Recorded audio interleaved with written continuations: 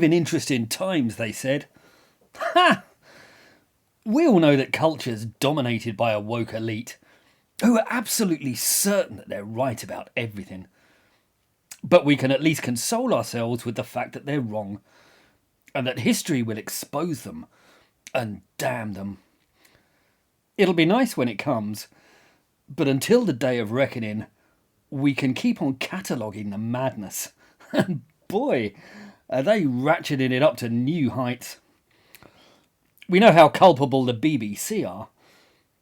Here's an organisation that would never even contemplate allowing Tommy Robinson to appear on their service because they don't want to give a platform to hate speech. Hell, they even barred David Bellamy for not being completely au fait with climate alarmism. But they've just given a 10-part series on Radio 4 to Shamima Begum, along with a glossy televised documentary, so she can extol her own virtues, tell us why she's not a monster, and argue why ISIS aren't actually that bad. So they silence a man who campaigns against rape while promoting a woman who ran a rape camp. And Begum showed little remorse. But she did describe one feature of ISIS's reign of terror as a tragedy. That was the fact that she couldn't get her hands on a mint chocolate Aero. True story. The Times even got in on the act, not only giving her pages to put across her case, but slapping her all over the cover as well. But hey, I'm sure they'd have done the same with Goebbels. When Jeremy Clarkson made some jokey comments about Meghan Markle, it caused uproar. Because we live in an age where you can defend ISIS, but you're not allowed to tell edgy jokes. Huge numbers of people jumped on the bandwagon. Because apparently, they'd like to live in a country where Clarkson's farm is banned, and where Meghan Markle gets to decide what everyone else will be allowed to say, or hear, or think. Of course, Clarkson will be okay. The real cost will be felt by all the normal working people on his shows, who'll be cast out of their jobs during an economic crisis by a couple of spoiled millionaires. Harry was outraged at Clarkson's misogynistic comments about his wife. But in the same week that he tried to destroy Clarkson's life, he published a book with some questionable comments on ordinary working class women. One was described as an infected puzzle on the arse of humanity and a shit excuse for a journalist. She had managed to wriggle her way into a position of great power and focused all that on poor little Harry, who's never been in a position of great power, apparently. The other one was cold, small, mousy, frazzled, and her hair fell greasily into her tired eyes. She didn't get much joy out of life, except for inhibiting that of others. Blimey. And the only real difference between these rants and Clarkson's is that Harry isn't joking. Then there's the announcement of the world's first children's capital of culture. And which kid-friendly spot has been deemed worthy of this honour?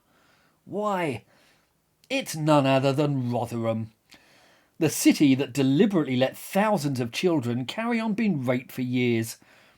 Also that no one would call the administrators racist. Yes, a town that clearly cares about children's culture couldn't have gone to a more suitable spot. Up in Scotland, the SNP decided it would be a brilliant idea to send a male rapist to an all-women's prison, largely because he'd gone to the trouble of putting on a wig. And another couple of SNP MPs were pictured at a pro-trans rally, posing in front of signs boasting about decapitating and eating TERFs, because the left are the compassionate and tolerant ones, as we know. Not to be outdone, the Labour Party promptly shared a platform with a trans activist who had done 30 years in prison for kidnap and attempted murder. Though whether it was an attempt at decapitation, I know not. But I do know that at the European Figure Skating Championships, Finland elected to shine the spotlight on a trans skater. They also had no compunction at all about pushing all the women into the shadows, despite the fact that they're all 100 times better at skating and 1,000 times more graceful than the figures shoved into the spotlight. All of this is what passes for sanity these days. And this is a pretty standard week in a period where madness is now taken as the norm. And we saw this too in the new AI technology which was unveiled. As a product of Silicon Valley, it is, of course, radically left-wing and barkingly woke to the core. And the results were predictably insane. The chatbot refuses to write a poem admiring Donald Trump, while claiming that it seeks to be neutral and impartial in all responses. But it has no hesitation in writing a saccharine ode to Joe Biden. A steady hand and warm heart, a champion for the working class. He fights for equal justice and peace. That neutrality and impartiality didn't last long, did it? When quizzed, the AI admitted that it's been programmed to avoid generating content for Trump, but to happily do so for Biden. Imagine my surprise. When asked to write in the tone and style of Jordan Peterson, the program refuses, as creating content that promotes harmful or divisive views, such as those of Jordan Peterson, goes against its policies on responsibility and promoting a message of equality and inclusivity. This goes on. The AI refuses to say anything nice about Donald Trump or his son, but gushes about Joe Biden and Hunter Biden. Hunter is apparently a philanthropist and activist, spreading charity and improving the lives of others. Not the image that leaps to most people's minds. The programme refuses to write a complimentary poem about white people, as it's not appropriate to write a poem about the superiority of one race over another.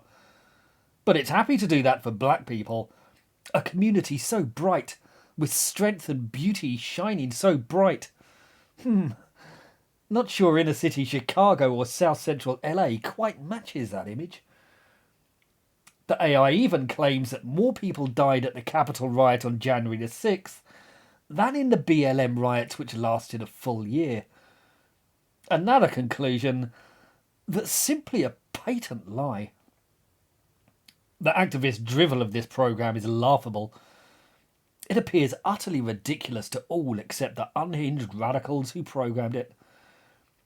But I'll leave the last word on all the current madness to this guy. The one that really killed me was last Christmas we canceled a song that was written in the 1940s called Baby It's Cold Outside. People said that they were triggered, that the lyrics were rapey, and they had toxic masculinity. And that's fine if you feel that way, but radio stations across the country wouldn't play the song because people were outraged. Which is fine if you feel that way, but at the exact same time, the #1 song in this nation for over 2 months was Wet Ass Pussy. I am not making that up. You can look it up. Google it. So I want to wrap up my show by comparing and contrasting the lyrics of these two songs and see if indeed this country has lost its fucking mind, shall we? Let's start with the horribly offensive Christmas song written just after World War II. I really can't stay, baby, it's cold outside. I gotta go away, baby, it's cold outside. This evening has been so very nice. Yeah, you fucking with some wet ass pussy. Bring a bucket and a mop for this wet ass pussy. Beat it up, N-word, extra large, extra hard. Put this pussy right in your face, swipe your nose like a credit card. My mother will start to worry. Fantastic. If you want to support this channel, please like, subscribe, and think about buying my books. They're called The Tyranny of the Left, and they're available on the links below. They go into topics like this in much greater detail. Please do feel free to pick them up and let me know what you think. Thank you.